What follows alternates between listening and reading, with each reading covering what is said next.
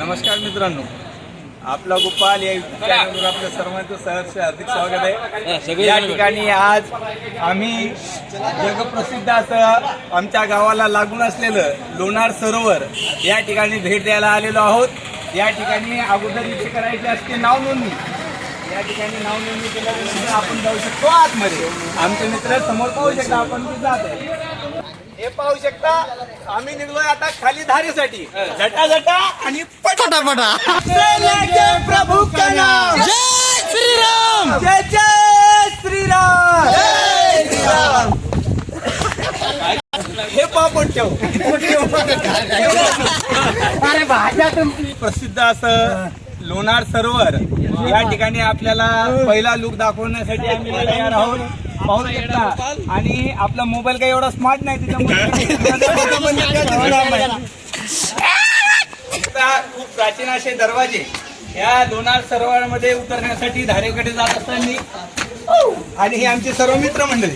पुन्हा भेटू आपल्या गोपाल चॅनल, सबस्क्राईब करू। आपण पाहू शकता माझ्या पाठीमागे की ही जी वास्तू आहे ही खूप प्राचीन अशी वास्तू आहे। प्रभू श्रीरामाचा इतिहास या वास्तूला लाभलेला आहे। या ठिकाणी पाहू शकता आपण की खूप सुंदर असं कोरीव काम आणि मुघलांनी दिलेले फटके, त्याच्यामुळे ही वास्तू नासतादुस्त झालेली पाहू शकतो आपण।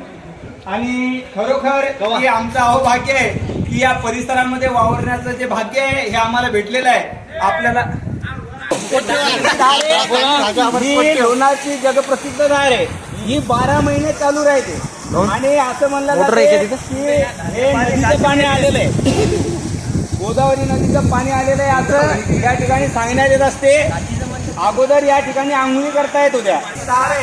या धारेला स्नान केल्याच्या नंतर अशी आख्यायिका आहे की जे काही क्षयरोग असतील, अंगावरती येणारे वेगवेगळ्या प्रकारचे जे रोग असतील याचा समूळ नाश होता असं या धारेची आख्यायिका आहे। आणि आजूबाजूला पाहू शकता की आपण न्यायाची व्यवस्था केलेली होती, परंतु आता पुरातत्व विभागाकडे गेल्यामुळे सध्या तरी या ठिकाणी स्नान करण्यास पूर्णपणे बंदी आहे। याच्यासाठी वारकरी मंडळीचा सुद्धा संघर्ष चालू आहे, परंतु अद्याप काही शासनाचा निर्णय झालेला नाही। तर कोट्य आता आपण इथली बाहेर धार आता जाऊ चटाचट पटापट खाली चला।